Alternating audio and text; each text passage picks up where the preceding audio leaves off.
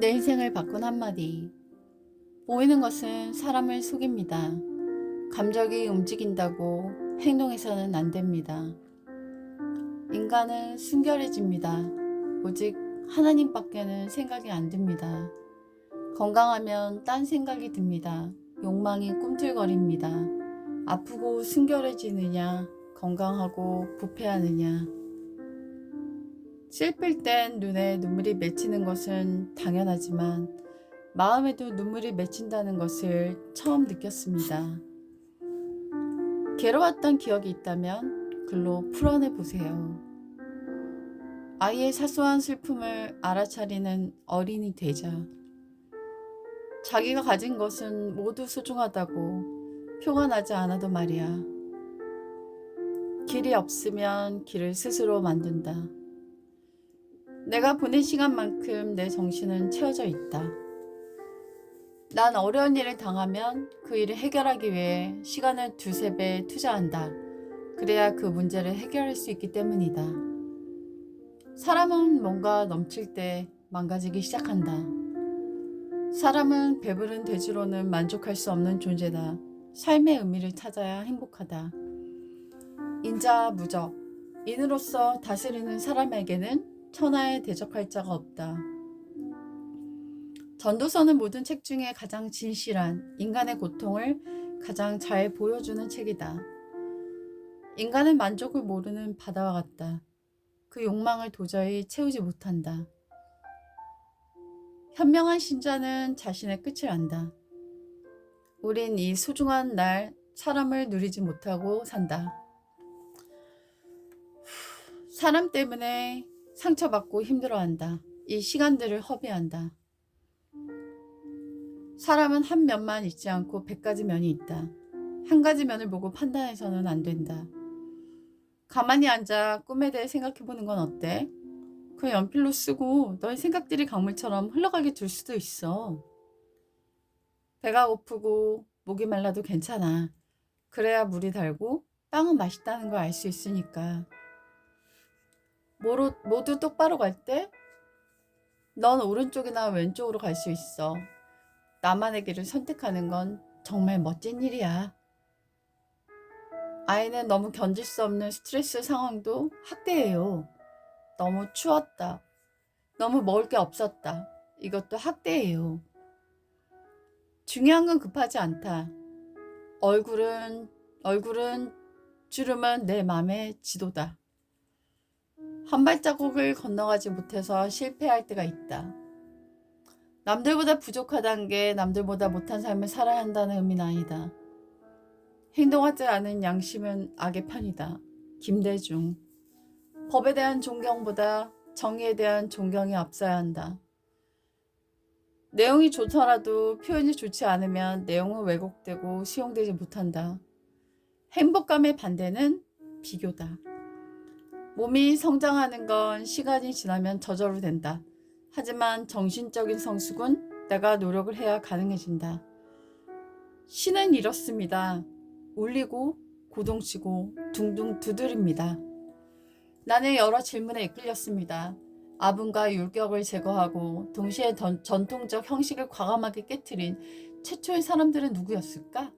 그 대담한 시도를 계속하고 다른 소리를 내는 유년기를 상상한 사람들은 누구일까? 오늘날은 누가 새로운 음색과 주제를 탐구하며 그 작업을 계속하고 있을까? 하나의 성냥머리에서 다른 성냥머리로 옮겨 붙은 불의 이미지를 염두에 두었습니다. 한 곳에서 다른 곳으로 풍경이 변하고 더불어 대화를 나눈 사람들의 억양과 내가 읽는 말들의 리듬이 바뀌는 동안 작은 성냥갑에 그것들을 보물처럼 보관해 갔습니다. 우리는 문학적 상상력이 고갈되고 갈수록 시를 읽지 않은 시대에 살고 있습니다. 우리에게 말을 걸어오는 목소리 틈에서 자신의 목소리를 찾고 경이로움이 불타는 자신만의 성냥갑을 차곡차곡 채워가길, 그리고 그 과정에서 지금껏 본 적 없는 세상을 엿보게 되기를 바랍니다. 매일매일 공부한다. 그리고 알게 된 지식을 근거로 매일의 가치관을 세워간다. 너무 걱정하지 마라. 걸어가는 만큼 힘이 생긴단다. 예수님은 우리 인생의 문제 안에 갇혀있지 않으신다. 내 인생 복음이 시작된 그곳 갈릴리로 가야 한다. 아우슈비츠보다 더 무서운 건 아우슈비츠를 잊어버리는 것이다. 4.3 학살보다 더 무서운 건 국민들이 4.3을 잊는 것이다. 순이 삼촌의 현기영 작가. 복음은 깊게, 표현은 문화적으로. 처음에는 외모가 보인다.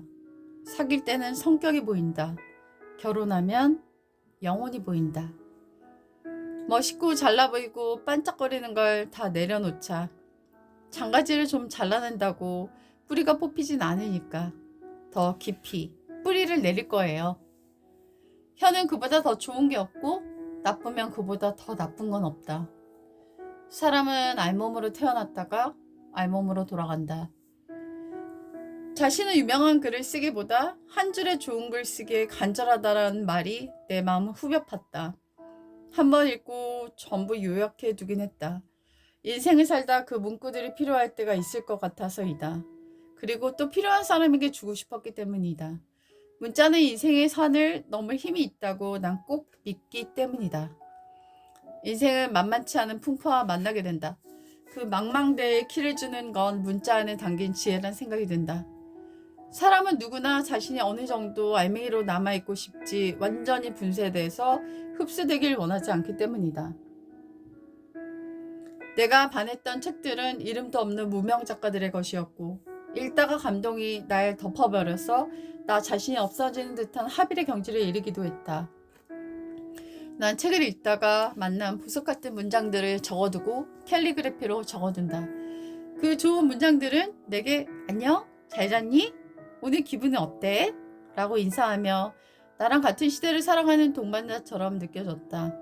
어떤 인생의 무게도 돌파할 힘이 있었고 외로움을 달래주었고 우울감을 낮춰주었다. 좋은 말이라곤 할 줄 모르는 인간 세상 속에서 난 글들과 행복했고 힐링을 경험했다. 영상을 보면 자극적이고 상업적이고 통속적인 내용이 많아서 머리가 아프고 속이 메스꺼웠지만 글을 읽다 보면 내 마음이 진정되었고 맑아졌고 머리가 안 아파졌고 속도 나아지는 경험을 수도 없이 했다. 난 좋은 글은 쉽고 누구나 한 번쯤 해봤을 것 같은 경험을 담은 소소함 속에 담긴 지혜가 있는 글이라고 생각한다. 스토리가 언어 연금술사를 이기기 때문이다.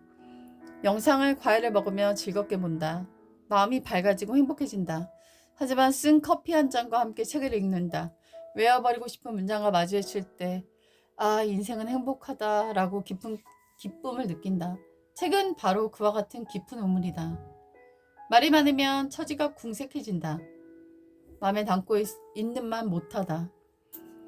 입은 화를 부르는 문이요 신체를 베는 칼이다. 어떻게 말하느냐 보다 누가 말하느냐가 중요하다. 말하는 사람의 신뢰가 성패를 좌우한다. 내공이 얕으면 말이 번잡해진다. 사용하는 말에서 매화 향기가 나는 사람이라야 진실한 대우를 받을 수 있다. 몸이 구부정하면 그림자도 그러하듯 사람의 말이 단정치 못하면 사람의 됨됨이도 곱지 못하다. 책 한 권 읽은 사람이 제일 무섭다. 뭘 담느냐가 어떻게 보이느냐를 결정한다. SNS는 외로움을 상징한다. 하나님은 재정적 어려움을 통해 영원히 돌아오게 하신다. 가난하고 아픈 것보다 더 심각한 게 염려이다. 그건 내가 하나님을 안 믿는다는 것이다. 40년간 만나를 먹고 한 벌 옷으로 버티게 하신다. 제 독서노트에 담겨 있었던 나를 살리는 한 문장들이었습니다. 여러분에게도 힘이 되기를 바랄게요. 안녕히 계세요.